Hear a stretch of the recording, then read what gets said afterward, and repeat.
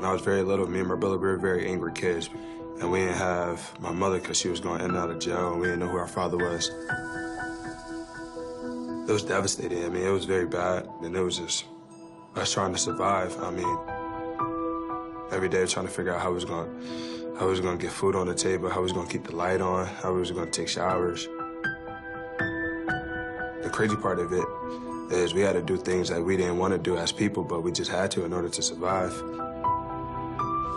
Stealing from our friends. I would go to the park, I would play people for money.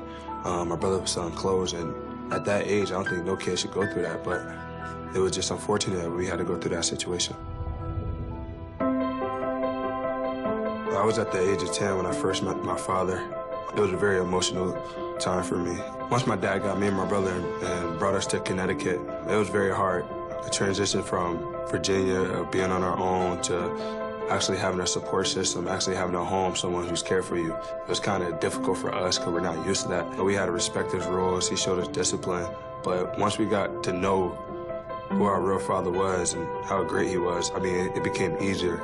The one way he got to build that connection with us in that relationship and break the ice was through sports. He knew that we liked sports, and he tried to make us become the best people that we could be on the court and off the court. It was definitely a dramatic change in our lives. He allowed us to become men. He allowed us to see better in life. He allowed us to see how life is so special. And without him, none of this would be happening. Family on three. 1, 2, 3. Up the street, cross the street, attack the rim, make a play. Go! Who we got? Let's start over. The reason why I came to Providence is because of Ed Cooley. He's a great coach. He's an amazing guy. I wasn't raised in a traditional home, same as Kris. And I talked to him about the struggles, about, you know, not having some of the bare necessities just to live. Our background is very similar. Coach Cooley, he came from poverty. He was homeless. Growing up, he didn't know who his father was, and him to come out of that adversity was just amazing. The connection was right there right away.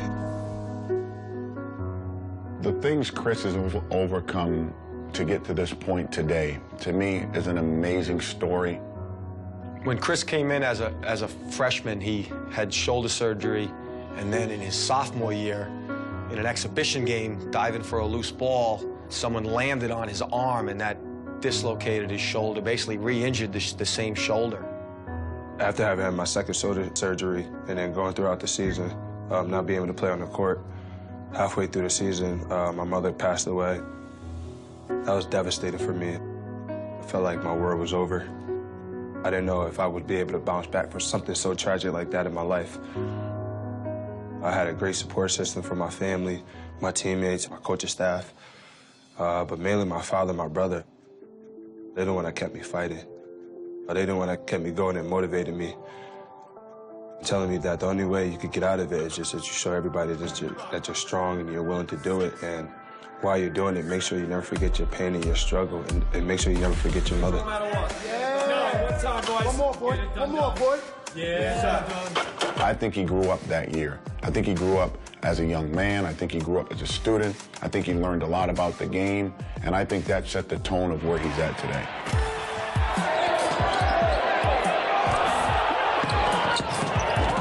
It felt great to be back on the court my junior year. Just being out there with the guys, having a full, successful season was unbelievable. He makes us better. You know, his presence, his energy. He wants to take the last shot. He won't shy away from the moment. He's a game-time player. The reason why I chose to come back to college instead of going to the NBA is I wanted to be a good role model for my two little sisters and for my teammates and show them how important education is. And you don't have to jump and just go get the money right away. As a father and as a coach, the number one thing I'm proud of him on was to become a Providence College graduate. It gives me goosebumps that he turned down opportunity of a lifetime to be known as a graduate. To me, that's big time. I believe Kris will be most successful in whatever he pursues well after the ball runs out of air, when he no longer can jump as high or run as fast, and when the crowds are long gone, he's going to be a winner. Every time I stepped on the court, each and every game, I always think about my pain and my struggle. I always think about my mother. She's loving, she's caring, and everything she did for us, no matter what it was. The situation that me and my brother went through, it definitely created who the people that we are today. taught us how to fight in life, how to survive, and how to get through adversity.